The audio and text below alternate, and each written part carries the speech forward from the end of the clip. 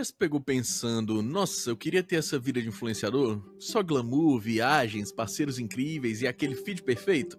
Pois é, a gente vê essa parte boa nas redes sociais e mal imagina o que tá por trás disso. É aí onde a coisa fica interessante, porque ser influente vai bem além do que o Instagram e o TikTok estão mostrando.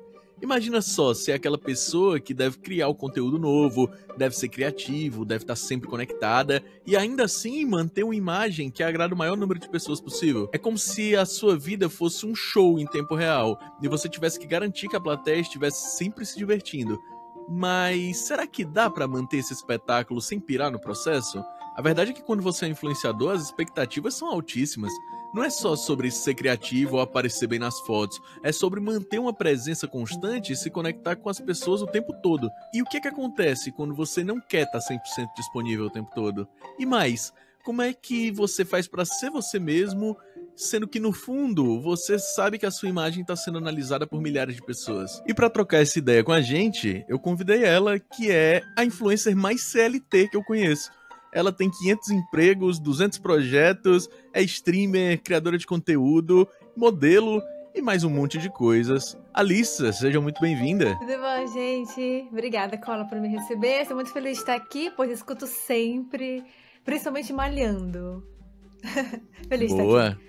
Bom momento de ouvir, né? O pessoal Pois é. escuta bastante malhando aí. E eu queria começar te perguntando, já de uma forma geral, como é que tu lida, assim, com essa linha tênue entre a tua vida pessoal, a tua vida profissional, a tua vida de influencer? Tu acha que essa tua vida de influencer, ela acabou, de certa forma, virando, assim, um braço? As redes sociais, elas viraram uma extensão da tua vida, de alguma forma?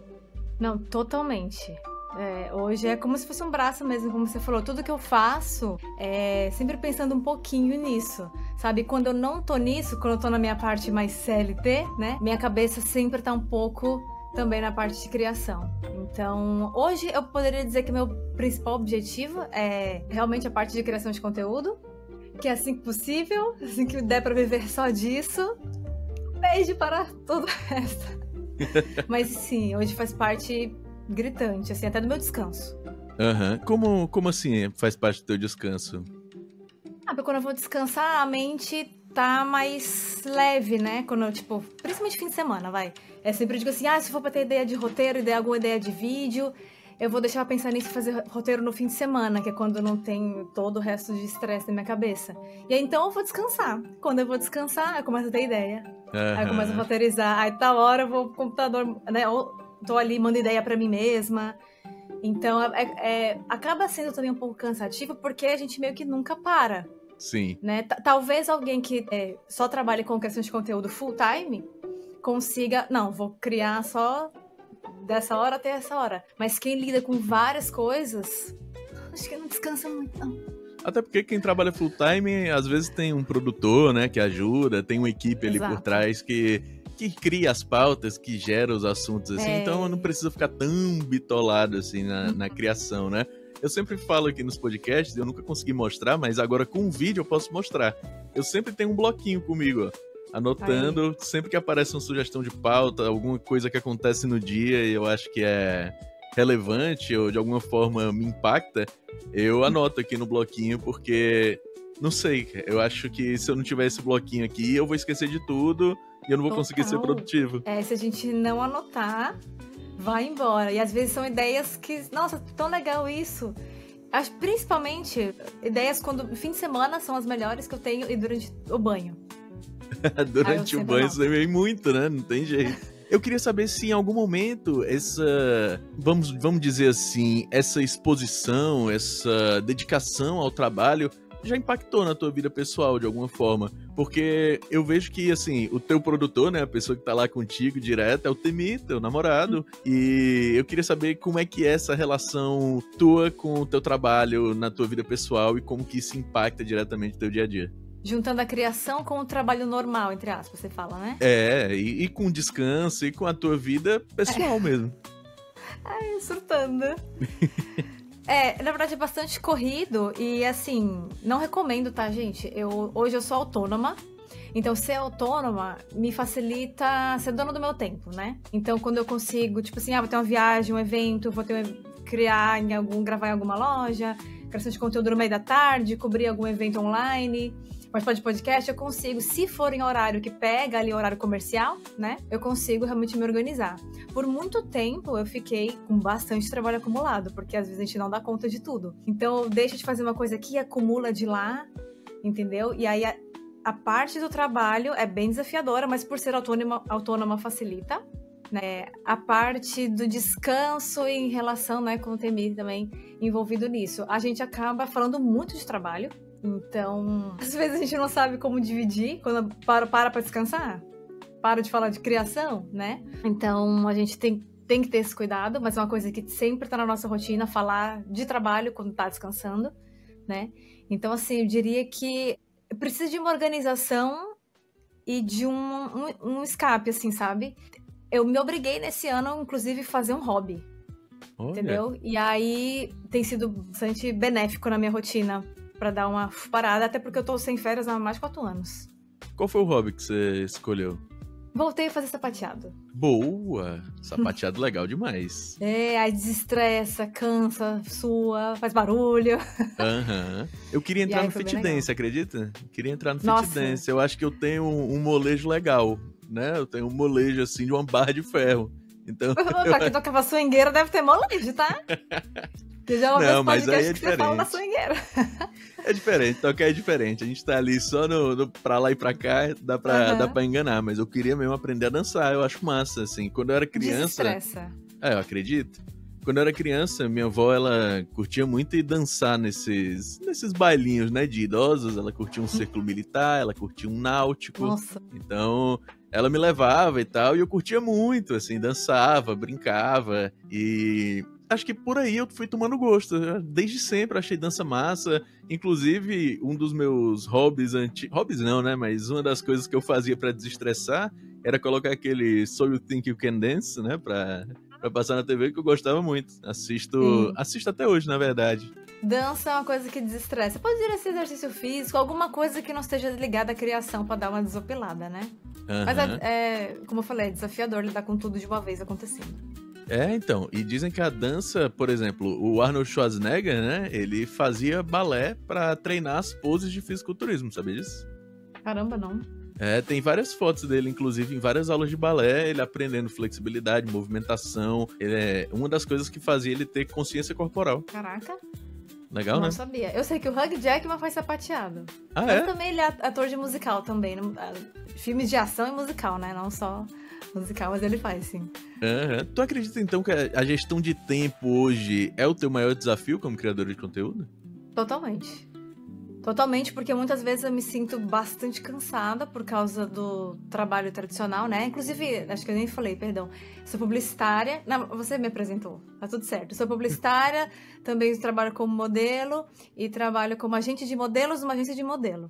Então, são três atividades que eu faço. A principal delas é com a publicidade, que me demanda mais tempo, né? E mais energia e mais estresse. É onde toma mais energia minha, né? Me desgasta mais. E a criação de conteúdo, que hoje é onde eu, né, como eu falei, me dedico mais. Entendi. Legal demais. Vindo aqui um pouquinho para falar sobre a tua relação com o teu público, de uma forma geral, eu queria saber se tu sente que os teus seguidores, eles estão sempre atentos às escolhas que tu toma durante a vida, né? Como é que isso impacta a tua forma de se comportar online? Tu se sente, às vezes, observada e tu sente uma pressão de passar uma imagem para essas pessoas, influenciar elas de alguma forma, fora só dos games, fora só da tua atividade como streamer? Sim, porque hoje acho que a internet é meio isso, né? E quanto mais você envolve a sua comunidade dentro da sua rotina, você acaba criando uma conexão mais forte. Então eu procuro... Eu gostaria de estar mais presente do que estou hoje, mas já melhorou bastante. Acho que o que mais deixa a gente presente hoje é stories, né? Pra mostrar a rotina, assim, em tempo real. Mas quando eu compartilho, eu tento sempre... Obviamente, todo mundo compartilha as melhores partes, né? Mas eu também falo, assim, de algumas dificuldades que eu tenho em relação, principalmente a treino. Então eu divido bastante com ele essa parte de treino, né? Que às vezes eu falto. Live, a galera fala muito. Tá tomando água? Eu sempre falo, não tô tomando o suficiente. Cola até puxou minha orelha aí, né? Quando... deu uma palestra de como cuidar da voz. Então eu sempre tô trocando com eles um pouquinho da minha rotina. Eu não abro tanto, né? Tipo assim, estresse de trabalho. Porque senão fica a pessoa reclamando demais, né? Então, estresses de trabalho, é exatamente o que eu faço. Eu falo que eu sou publicitária, trabalho como modelo e agente, além da criação. Então, eu não abro tanto, porque acho que... Não sei. Seria muito Virgínia. Entendi. Entendeu? De fato. Mas aquela troca responsável, né? E também falando um pouco da realidade das dificuldades que eu passo, porque aí ninguém é perfeito, todo mundo tem suas dificuldades, né? Quando minha cachorrinha passou mal, compartilhei, até porque eu ia ter que cancelar algumas lives. Às vezes você não tá bem, então você tem que falar pra dar satisfação por que você não vai abrir live ou fazer um conteúdo aquele dia. Então, eles têm que fazer parte, porque eles estão ali na sua rotina, né? Porque, como você falou, eu sou streamer. Além de produzir conteúdo gravado, também sou streamer. Então, é uma coisa que tem uma rotina semanal. Então, se eu sumir, vão dizer, ué. Então, é bom dar uma satisfação. Entendi. E eles te cobram, assim, de alguma forma? Tipo, tu não abriu live e tal, eles vão atrás e fazem a cobrança mesmo? Me cobram, me chamam de atrasale, quando eu não abro na hora. E às vezes falam assim, você tem que repor a live que você cancelou? Boa! É um CLT sem ser CLT, né? Não é? Tá bom, meu povo. Aí às vezes a gente repõe, às vezes, né? Mas assim, é tudo muito... É na brincadeira, ninguém chegou a reclamar e tudo mais. É uma brincadeira com fundo de verdade, mas eles me cobram, sim. Entendi. E como é que tu faz, assim, pra manter, vamos dizer, uma transparência com essas pessoas, já que tu disse que não abre tanto, assim, a tua vida pessoal? Como que tu mantém uma transparência com esse público e um conteúdo autêntico para essas pessoas, né? Como que tu acha que essas pessoas, elas se identificam com o que tu entrega para elas? Acho que principalmente pelo nicho escolhido, né? Para quem tá me conhecendo agora, o meu foco do meu conteúdo hoje em dia é a parte de cultura geek, games principalmente. Então, por mais que eu mostre a minha vida, né? Como eu falei, não abro tanto, mas eu abro. É sempre o máximo focado no nicho, porque assim, na verdade o que eles mais têm interesse. Então, quando eu tô jogando alguma coisa, eu sempre compartilho. Se tá acontecendo alguma coisa no meio, eu falo. Eu não sei se eles querem saber também, se eu, sei lá, fui treinar aquele dia. Eles já falaram que sim. Mas eu sei que muita gente segue porque eu tô envolvida naquele universo, né, que é o nicho. Então, tudo que tem a ver com isso, eu tento compartilhar ao máximo, né, pra deixar também dinâmico, a gente ter conexão. E eu sei que eles têm interesse na Alissa que fala disso. Como eu falei, eu não sei se eles, se eu, sei lá, falar que eu tô cozinhando, não sei se eles vão ter tanto interesse. Talvez um ou outro, né? Mas isso também ajuda a filtrar, né, o que eu compartilho. Porque também tem pessoas discretas, né, que eu compartilho, amigos mais discretos, o Temi mesmo é super discreto. Então, tem que respeitar a privacidade das pessoas que estão perto de mim, nem todo mundo quer aparecer. Já que você falou, assim, de preservar a privacidade e também de ter uma responsabilidade ali com esse público, eu queria que tu me dissesse como é que tu decide a marca que tu vai se associar, né? Às vezes as marcas, elas chegam pra fazer uma publi e tu olha e tu diz, pô, essa marca, ela não é tão alinhada com os meus valores, ela não tem uma postura tão legal, assim, sei lá, seja de compliance ou seja de uma atitude que eles tomaram no passado ou estão tomando no presente. Por exemplo, hoje existe uma polêmica muito grande entre as bets, né? Eu não faço bet de jeito nenhum. Aí a outra pessoa diz, eu também não divulgo, sei lá, marca tal, porque marca tal tem um processo de produção que é mal pra natureza, faz mal aí pra saúde de alguma forma. Eu queria saber como que tu faz esse alinhamento entre marca e valor. Principalmente a gente faz uma pesquisa, né, pra ver se a marca tá direitinha ali. Óbvio que a gente também não sabe de tudo, algumas coisas a gente vai descobrindo, mas acho que principalmente se tem a ver comigo. E acho que o mais importante também é, óbvio, né, testar pra indicar algo que realmente você confia. Por exemplo, digamos que você vou fazer parceria com alguma loja, tem a entrega segura, então tem que chegar pra mim, pra eu testar. Então acho que realmente a transparência da marca, aquela pesquisa básica, mas que às vezes tem coisas que fogem do controle do criador, às vezes você pesquisa, parece tudo certo e não tá tão certo assim, então tem que ter esse cuidado, mas tem coisas realmente que fogem do nosso controle. Mas realmente o que eu acho que tem a ver comigo e que eu acho que meu público vai gostar também, principalmente. E em relação ainda sobre essas marcas e tal, tu já passou por algum aperto com alguma marca, assim, alguma marca que te prometeu alguma coisa, que pra ti foi muito legal, mas que na hora que tu divulgou não deu tão certo, ou o teu público reclamou? Obviamente não precisa falar qual é a marca, se tiver acontecido e tal, mas tu já passou por alguma situação como essa? Ainda bem que não passei nenhum grande estresse. Então sempre tive contato com marcas muito legais, muito parceiras. Já passei por estresse, não foi nem com o problema da marca em si, o produto que ela entrega. Foi na hora de fechar a negociação, na hora do job lá, não teve tanto suporte. O problema foi mais comigo, não passou pro meu público. Entendi. Ainda foi mais a parte interna. O que às vezes a gente passa também, eu passo por isso como modelo também, não só como criadora de conteúdo, né? A parte de influencer e tudo mais. Mas aí menos mal. Se não afeta o público, eu acho que é mais importante, né? Aham, com certeza, com certeza. Blindar o público, às vezes, é a melhor opção, não tem jeito. Uhum. Eu queria que tu me dissesse o seguinte, aí eu vou trazer uma questão, né?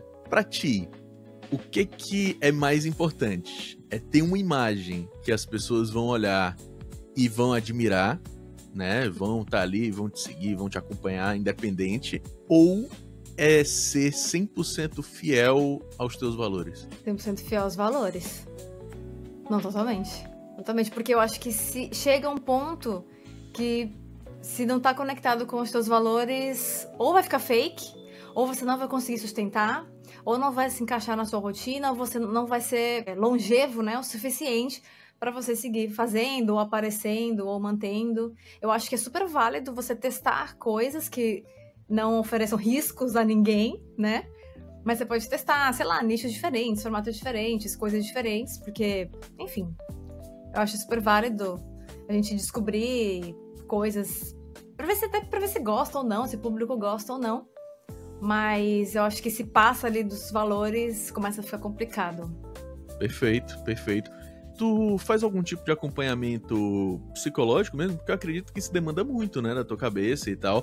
Ter que estar ali presente, ter que entregar um conteúdo, ter que ser criativa, né? O trabalho, ele exige isso, que a gente tenha um processo criativo muito mais rápido do que a maioria das pessoas, né? A maioria das pessoas, elas têm o conforto de ser criativo quando estão numa roda de bar, quando estão, sei lá, entre amigos. Mas a gente usa a criatividade como profissão, né? Eu queria saber como que tu faz esse paralelo com a tua saúde mental. Se a gente parar pra ficar na bad, o mundo continua acontecendo, a gente fica pra trás, né? É verdade. Fica atrasada ali, aí é complicado, porque é muito competitivo. Mas hoje, eu já fiz terapia durante uns bons anos. Atualmente não estou fazendo de forma ativa, mas eu tenho, né, contato com minha psicóloga sempre. E teve uma época que eu tive um burnout. Uhum. Já tive umas 3 crises bem consideráveis, assim. Então, e aí eu sempre voltava pra terapia. Uma foi até meio que semi-recente, assim, no final do ano retrasado. Enfim, algo assim. E aí eu já, com a terapia, então saúde mental é muito, muito importante, porque realmente quando você tá mal, você fica travado, né? Sim. Então hoje eu sei lidar com essa parte.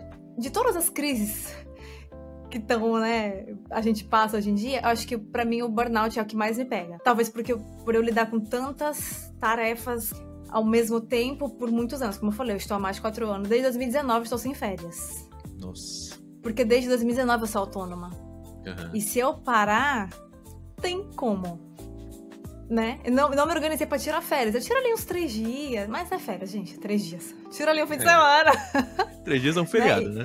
Vamos lá.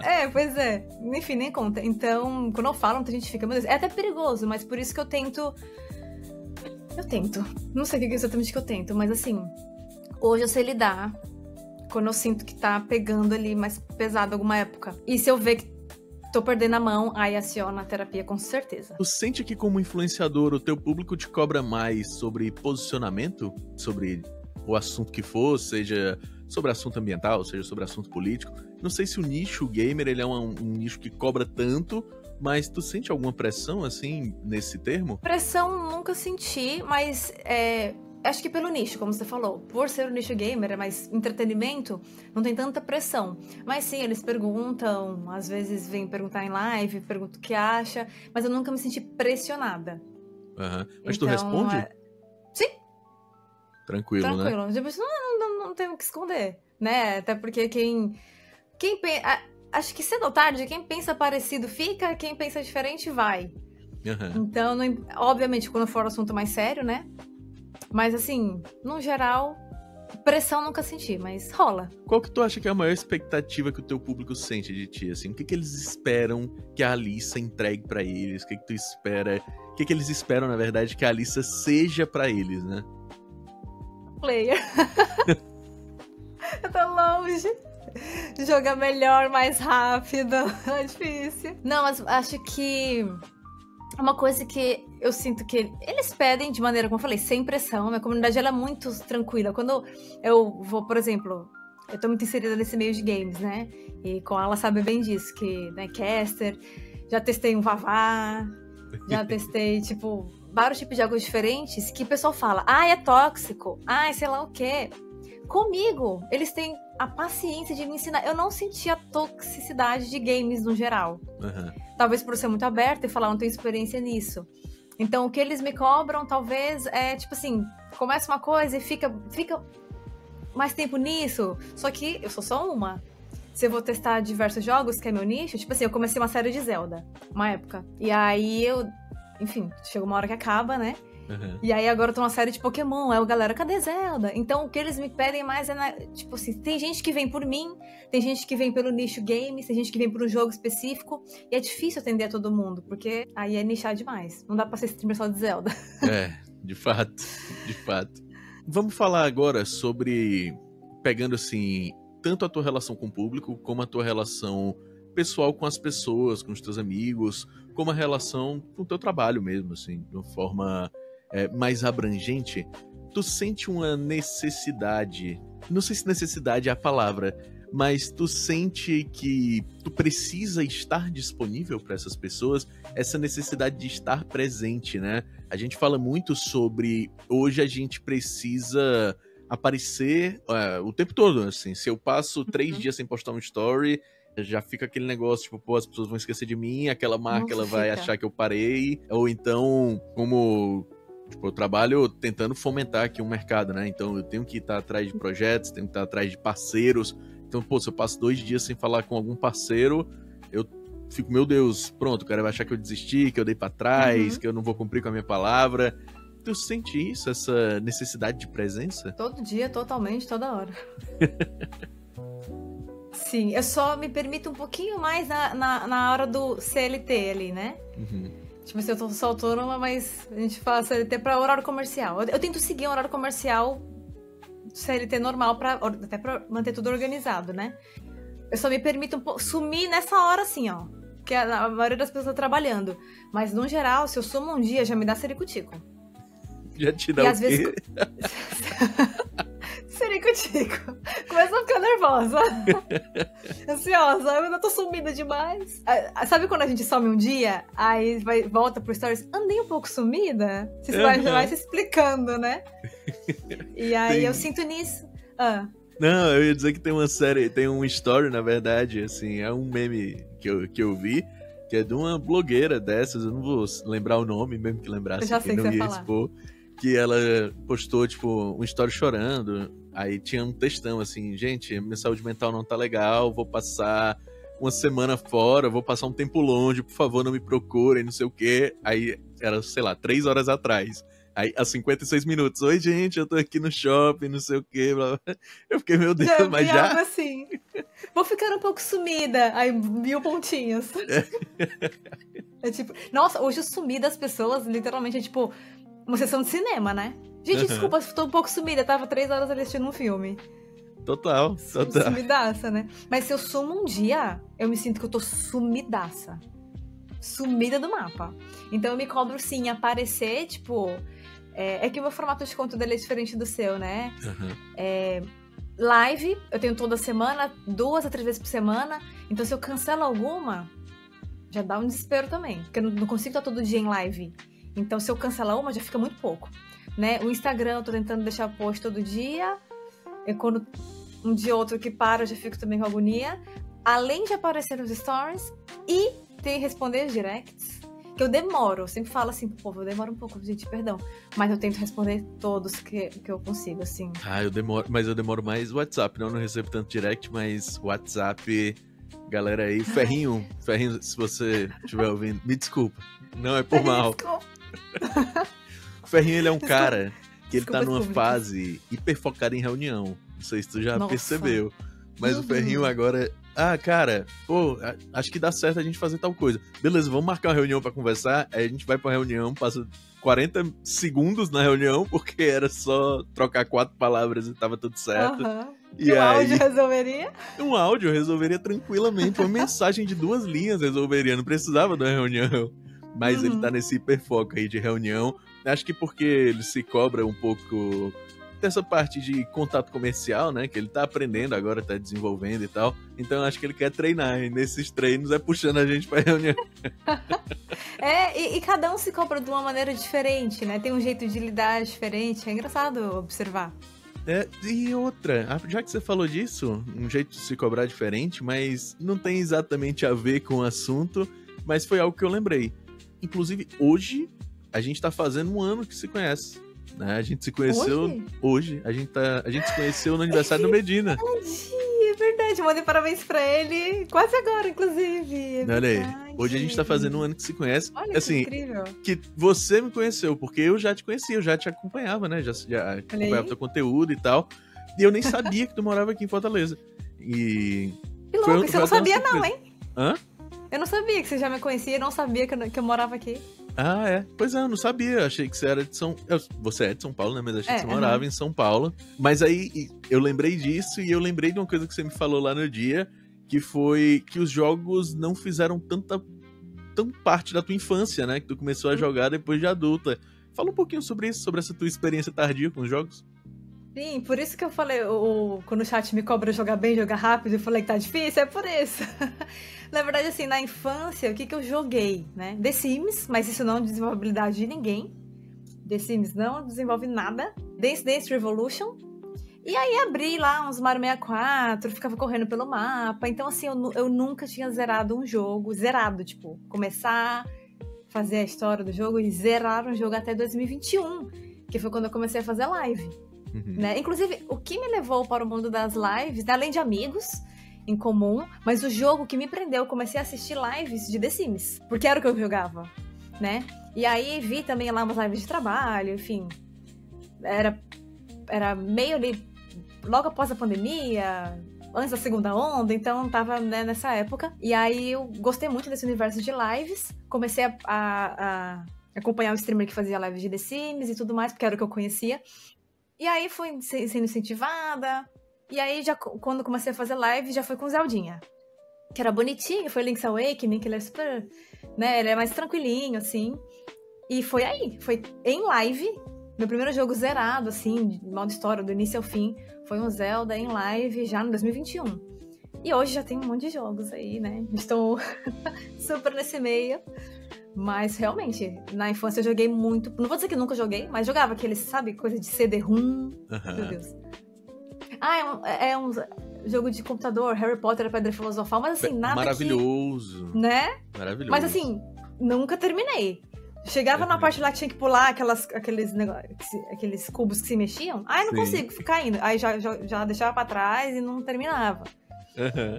Então, realmente, eu não tive tanto contato. Deixa eu fazer um paralelo. Ah, boa, é isso. Agora tá tendo. E tá tendo muito bem, né? Inclusive, tô ansioso pra te ver cometendo violência de macaco no novo Donkey Kong. Pra quem não viu, quem não entendeu violência de macaco, vai lá no Instagram da Alissa e olha o vídeo dela reagindo ao novo Donkey Kong, por favor. Eu assisti isso ao vivo e eu tava no meu trabalho e eu simplesmente comecei a rir descontrolado da violência de macaco. Tem contexto, gente. Tá tudo explicado no vídeo, prometo. Mas deixa eu fazer um paralelo rapidinho. Já que você falou que é modelo e tal, eu queria fazer um paralelo entre ser modelo e ser streamer, ser criador de conteúdo, porque hoje a gente tem aí uma onda de... Não vou dizer estilos, porque eu não acredito que sejam estilos, mas eu acho que sejam movimentos, né? Acho que a gente pode tratar assim, que são, sei lá, Mean Girls, Clean Girls, uma série de nomes que são dados e que hoje a gente vê uma pressão meio que no TikTok, meio que uma padronização das pessoas de uma forma genérica mesmo, a gente vê essa transformação. Tu sente que isso chega de alguma forma pra ti, seja em live, de alguém fazer um comentário tóxico em relação a qualquer coisa, de alguém que chega de forma invasiva pra falar contigo sobre algum aspecto que, enfim, não tem a ver com o teu trabalho, não tem a ver com a tua produção de conteúdo, e como que tu lida com esse tipo de pressão estética no teu trabalho de modelo, né? Sim, em live, principalmente, vem os comentários assim que os moderadores já banem, às vezes de aparência, às vezes por causa da etnia. Mas eu sinto que é mais na zoeira, sabe? Às vezes a cantada, enfim. Em live mais, acho que tem os troll. Sim. Então tem que ter paciência. Eu costumo ignorar e os moderadores já resolvem, entendeu? Eu não costumo dar pano pra manga. Às vezes eu leio lá, passa a batida, eu nem tchum, porque se der atenção, fica reclamando, acho que é o que eles querem, talvez, né? Então, mas nada que chegou a me ofender, assim, pra eu ficar, né? Até porque, como você mesmo disse, essa pressão estética eu lido desde sempre. Então, na área da moda, isso é extremamente... já melhorou muito, tá? Mas isso é extremamente puxado, né?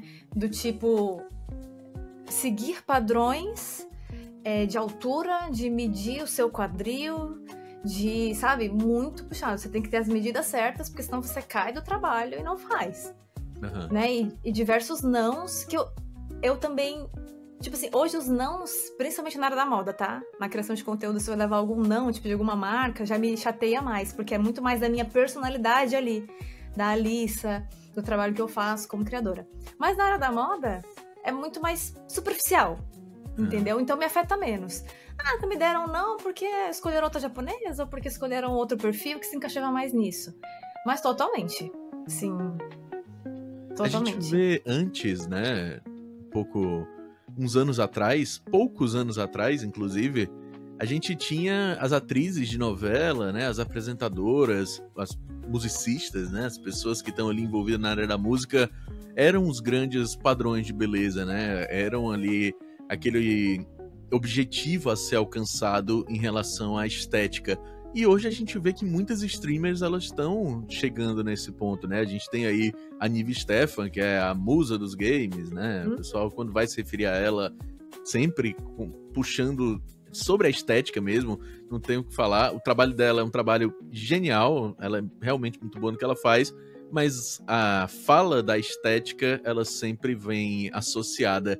Eu queria saber se tu vê de alguma forma, se a imagem do influenciador, ele reflete de alguma maneira na autoestima de quem acompanha. Se esse ponto do público ver o influenciador como uma referência, se isso de alguma forma pode afetar ali não vou dizer o bem-estar, né? Mas vamos dizer a autoestima do seguidor? Acho que sim.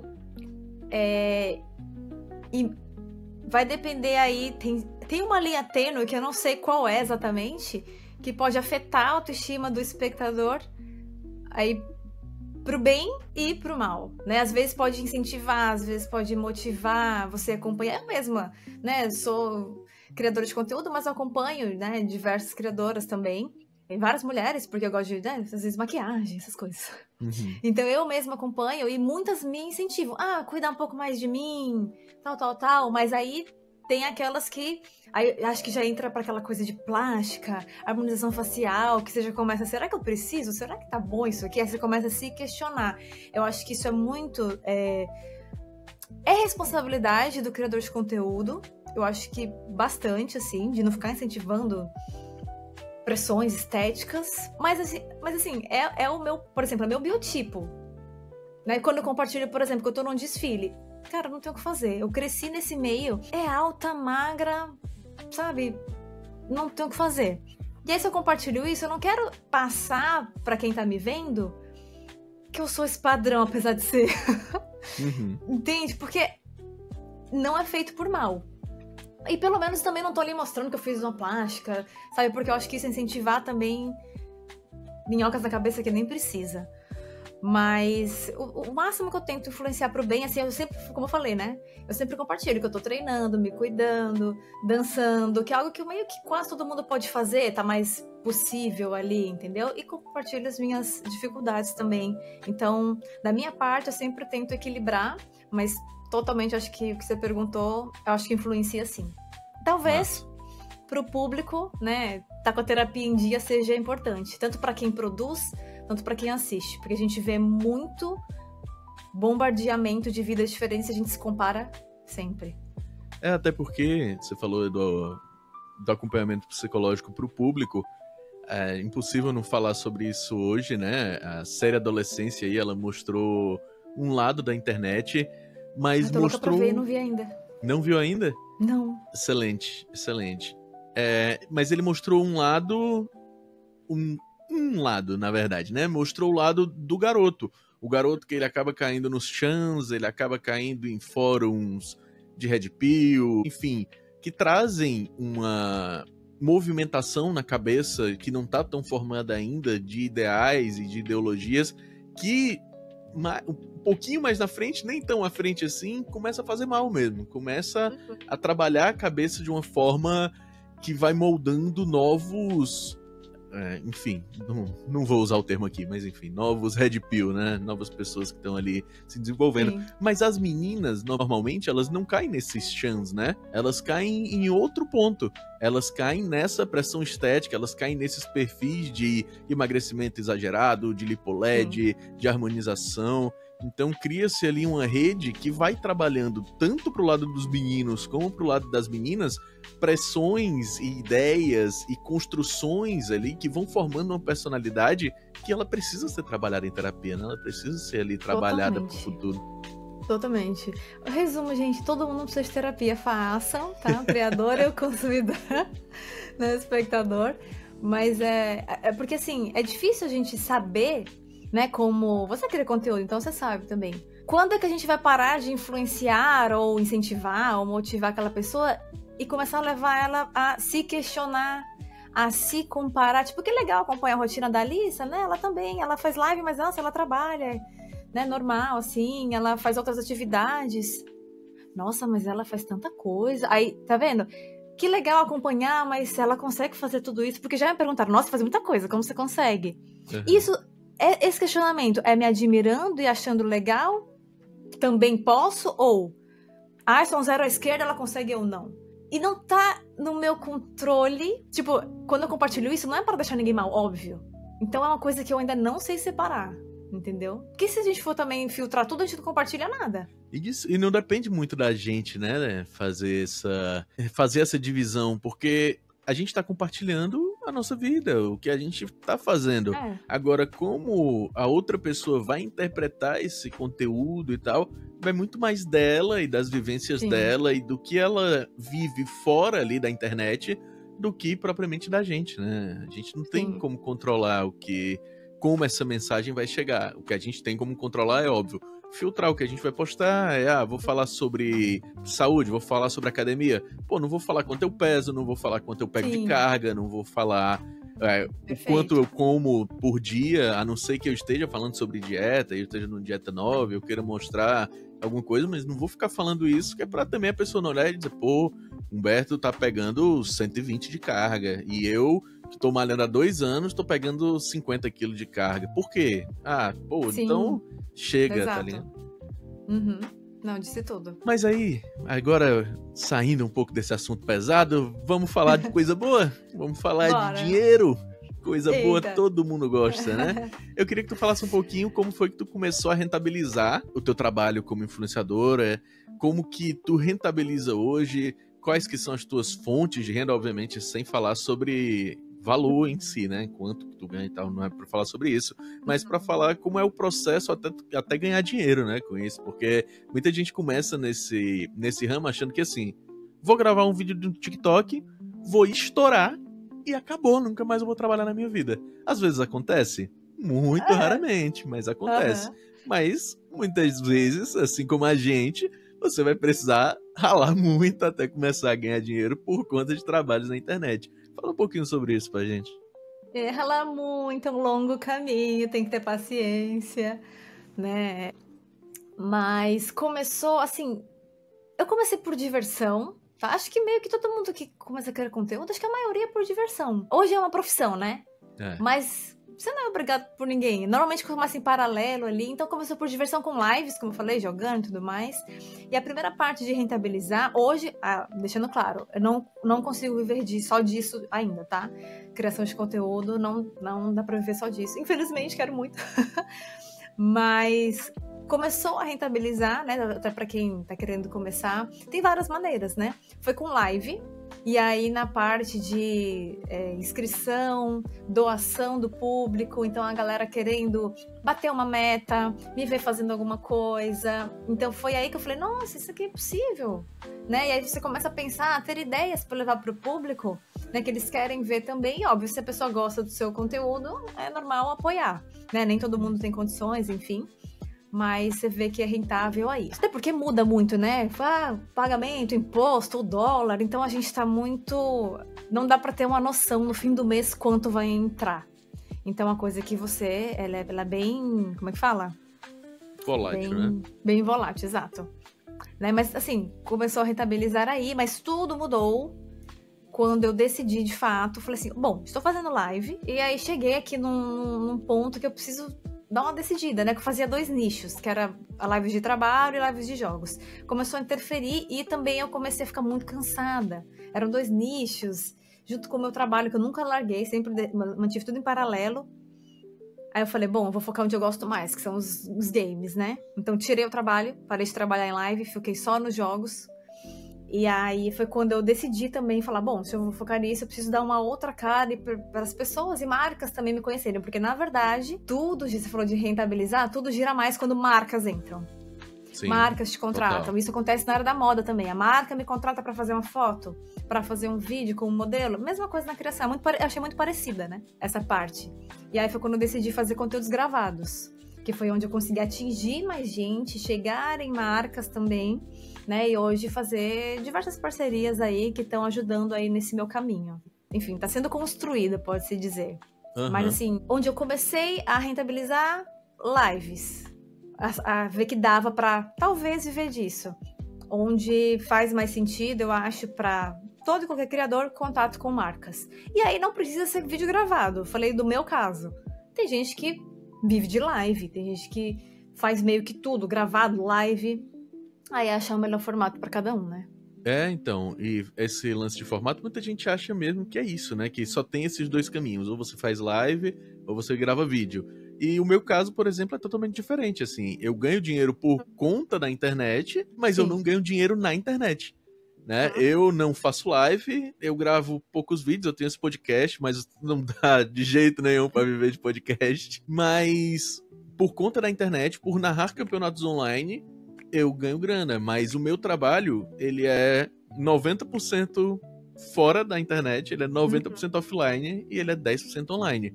Até eu chegar na frente da câmera, na frente do microfone, narrar uma partida, teve muito trabalho comercial, teve muita reunião, teve muito contato com marca A, com marca B, com jogador A, com jogador B, para tentar ali formar uma estratégia e ali chegar num ponto onde a marca diga, beleza, faz sentido eu apoiar esse campeonato, faz sentido eu apoiar essa transmissão de alguma forma. Então, muita gente acha que, é só sentar na frente da câmera, ligar, falar ali uma coisinha e pronto, minha vida tá feita, né? E não é bem assim. Toda uma negociação, né? Total. Dor de cabeça pra achar lugar, dor de cabeça pra conseguir equipamento. O que eu vou precisar de equipamento? E tem que fazer toda a lista de equipamento. O que vai ter nesse evento? Como é que as pessoas vão... Sei lá, as pessoas vão ficar confortáveis nesse evento de alguma forma? Tudo isso passa na cabeça de quem produz, de quem trabalha com isso. E às vezes, acho que as pessoas não têm tanta noção da amplitude que envolve o cenário de uma forma geral, né?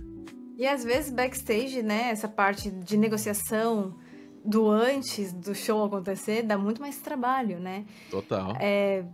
Não chega a ser parecido com o seu, porque eu sempre botei a cara na câmera sempre, né? Nunca fiquei só backstage. Mas se você for comparar, por exemplo, live e gravar dá muito mais trabalho, tem que roteirizar, tem que falar. Foi onde me conectou mais e me trouxe mais visibilidade, né? De comecei a conhecer outras pessoas, marcas e tudo mais. Live você senta, também, tipo assim, tem que pensar, né? Algumas coisas, mas é bem mais tranquilo de fazer. Cansa também, enfim, mas é bem mais tranquilo. Eu queria agora encaminhar o nosso papo pro bloco final e queria falar sobre o futuro. Como que tu vê o futuro, assim? E o primeiro assunto que eu queria trazer era sobre essas mudanças recentes das plataformas, né? O algoritmo do Instagram, de novo, mudou. A gente fala o algoritmo, né? Mas são 4 algoritmos dentro do Instagram.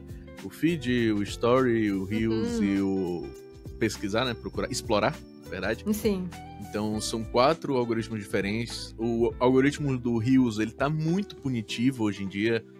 Para você conseguir fazer com que o seu Reels ele estoure a bolha, ficou cada vez mais difícil. Eu queria saber como é que tu se adequa a essa mudança constante das plataformas em relação à entrega, em relação a, sei lá, como que teu conteúdo é visto por essas plataformas, né? Como eu lido? Reclamando, surtando. Porque se eu soubesse o segredo do engajamento, do sucesso, já tava estouradaça, entendeu? Às vezes dá umas crises, só que aí eu penso, se eu parar vai ser pior. Eu quero parar quando dá alguma crise, assim, ai que saco, a entrega não foi. Porque depende muito do conteúdo. Tipo assim, hoje eu não consigo te dizer que um formato funciona mais. É tão depende. Sabe? Mas quando dá uma crise assim por causa disso, eu tento pensar, tipo, quero parar? Não quero. Então eu vou só aceitar aqui, aceita que dói menos e segue. Esse foi ruim, mas o outro vai ser melhor, às vezes o outro melhor depois. Então eu tento seguir. Em relação a como tá a minha entrega, hoje o meu mais forte é o Instagram junto com a Twitch. E ali tentando fazer um formato gravado um pouco maior pro YouTube.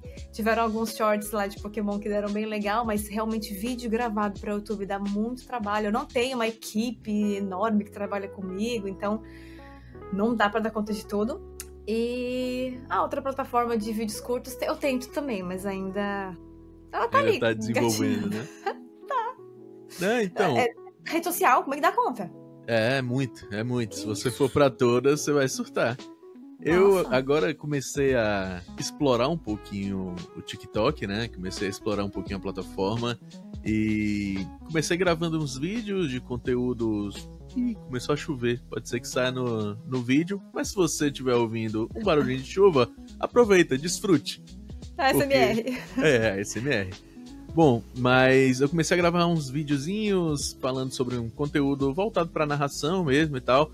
É um nicho muito específico, assim, pessoas que são interessadas em narração, no processo de narração. É muito específico, é um público pequeno e eu sabia disso. Mas aí eu aproveitei e resolvi, vou postar um corte aqui do podcast e ver se funciona. Aí postei o primeiro corte, deu 9.000 e poucas visualizações.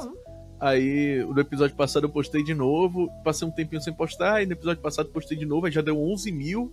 Eu disse, então é isso? É corte que funciona? A gente nunca sabe, né? Tem que testar eternamente. Aí, se eu postar um próximo corte, aí dá, sei lá, 40 visualizações, aí pronto, perdi a fórmula, escapou do meu dedo. Não, é muito difícil. E sabe o que me pega? Porque dizem que não é bom replicar. Não é mesmo. Gente, mas você vai fazer o quê? Você vai criar pra TikTok, Instagram, Twitch, Kuai, YouTube? Não pode replicar, você tem que só fazer criação de conteúdo, né?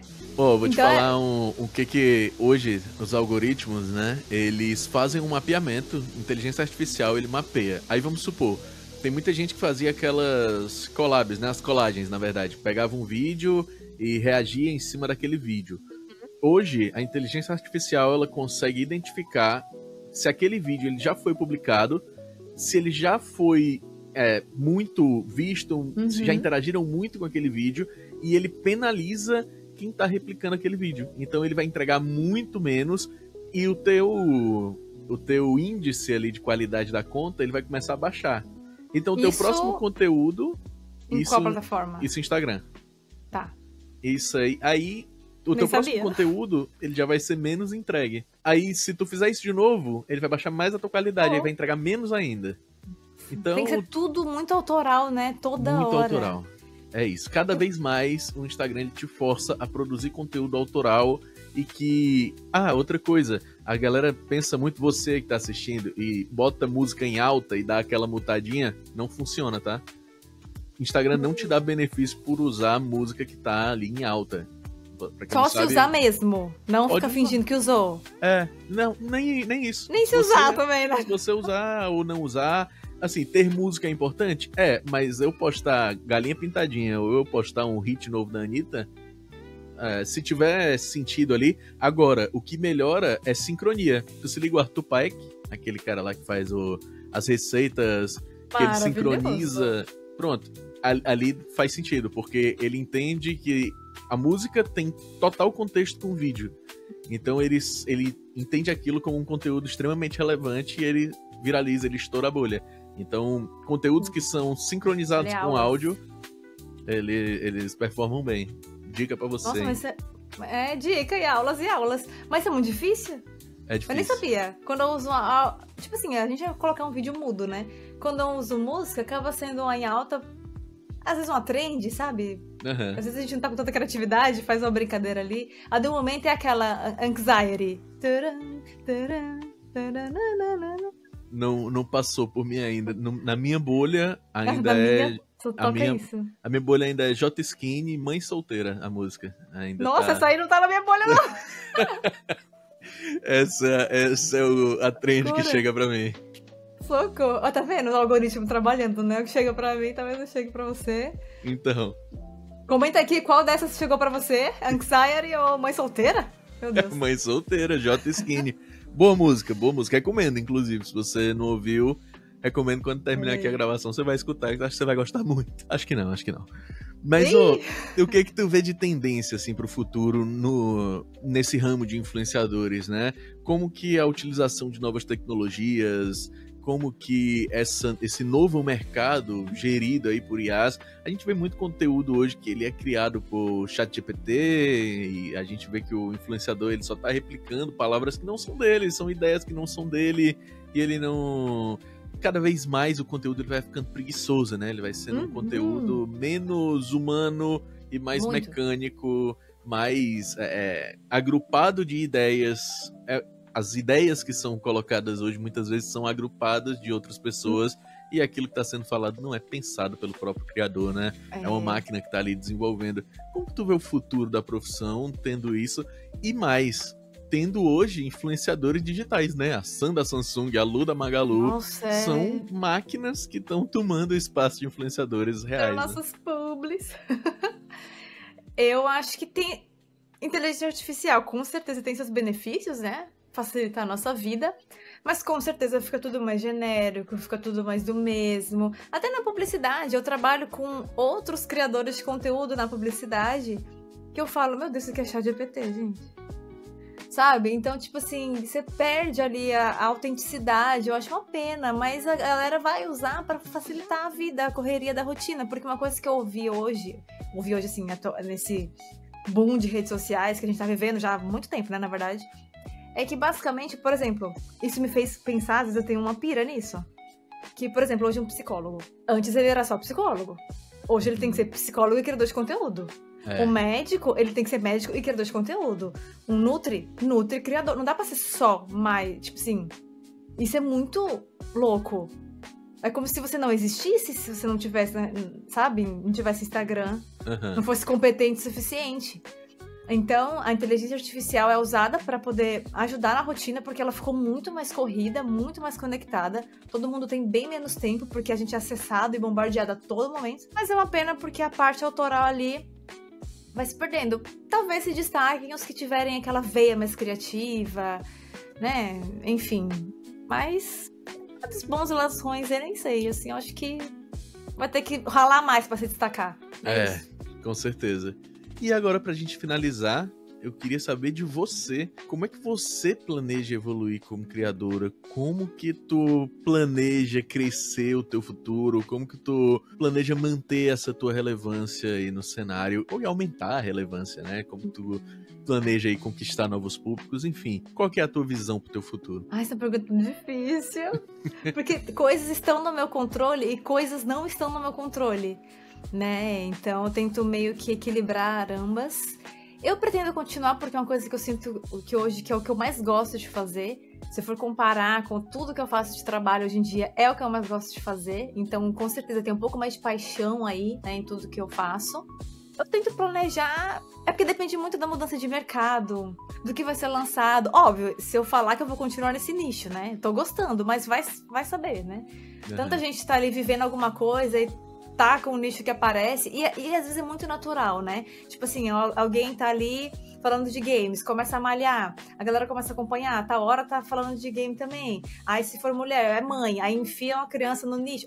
A coisa vai fluindo naturalmente, né? Então, assim, eu não consigo planejar tanto. O planejamento que eu tenho é, quero continuar, pois gosto muito do que faço, entendeu? E se eu pudesse, tipo, não trabalhar mais com publicidade, não trabalharia. Nem eu. É sofredor, entende? Nossa, muito estressante, que isso? Demais. Não trabalharia com publicidade. Modelo eu gosto, da área da moda eu já fui mais ativa, já dei uma pausa na área da moda, voltei, né? Hoje eu tô trabalhando como modelo e numa agência, mas eu gosto desse meio. Ele é mais criativo, é mais, parece, tem um pezinho ali na criação de conteúdo, vai, né? No estar na frente da câmera, então eu gosto. Manteria a área da moda e a criação de conteúdo. Legal. Eu largaria tranquilamente a publicidade, né? Nossa, eu continuaria minha carreira de modelo também. Eu acho que eu me dei muito bem, né? Grandes desfiles. Mas falando sério... mas falando sério, eu acho que eu me dedicaria realmente a... Se eu conseguisse largar a publicidade, né? Me dedicaria, claro, mais ao podcast, tentaria trazer aqui um formato diferente e tal. Mas sabe que eu sempre quis ter um estúdio? O meu sonho é ser dono de estúdio. Eu queria ter estúdio para de músicos, podcast, para podcasters, músico, podcasters, vídeo, makers, enfim. Estúdio multidisciplinar, né? Então, sim, esse aí é um dos meus objetivos. Acredito que ainda vai rolar um dia. Não agora, porque agora eu tô com despesa de casamento e de mudança. Eita. Então não vai acontecer agora, nem ano que vem. Mas, um dia. Planos, um dia. Né? Não somos nada sem planos, então a gente tem que planejar isso aí. É isso. Que a gente consiga largar a publicidade, é isso. É isso, por favor. Mas, minha chefe, se você estiver ouvindo isso, eu amo meu trabalho, tá bom? Clientes também, eu faço com alegria, às vezes. Às vezes. Faço bem feito. Alegria então. Não precisa estar envolvida. O meu lema é eu reclamo, mas eu resolvo. Exatamente. É porque é estressante, a gente tá brincando aqui, mas é um meio que não para também, né? De fato. E às vezes, principalmente aqui no Ceará, a gente lida com os clientes que são carne de pescoço, né? Assim, o entendimento ele ficou ali no comércio, ficou ali na feira. Mas é isso. É desafiador. É desafiador. Tema para outro podcast. A gente pode fazer mais uns 10 podcasts só falando sobre casos de publicidade. Nossa. Não tem jeito. Mas, muito obrigado pela presença. Foi um prazer te receber aqui. Espero que você tenha gostado. Obrigado. E deixa aí a tua rede social, como é que as pessoas fazem pra te encontrar. O momento é teu, vai. Galera, quem quiser me acompanhar, sou legal, prometo. É Rai Alissa. Tá aqui embaixo na descrição, mas é HI3S ALYSSA. Oh, meu Deus, a menina tem nome difícil, não complica o nome, mas tudo bem. Rai Alissa em todas as redes, pelo menos isso eu facilitei, porque tem gente que tem cada rede um nome diferente. É verdade. Isso eu facilitei, Rai Alissa em todas as redes. Chega lá na live, quem quiser acompanhar pelo Instagram, como eu falei, tento estar sempre presente, a gente troca ideia, tragam ideias também aí, me indiquem jogos. E sejam bem-vindos. Adorei estar aqui. É isso, valeu. E você que acompanhou a gente até aqui, muito obrigado. Lembrando que agora a gente tem esse formatinho de vídeo. Já adianto que não vão ser todos os episódios, esse aqui é um episódio piloto. Então deixa aí nos comentários se você gostou, se achou que o formato tá legal, se pode melhorar alguma coisa. Eu não sei editar vídeo, mas eu vou tentar, prometo.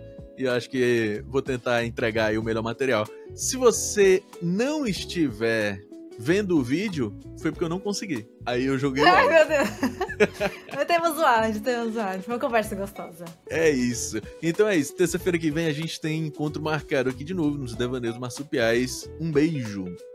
Beijo, galera.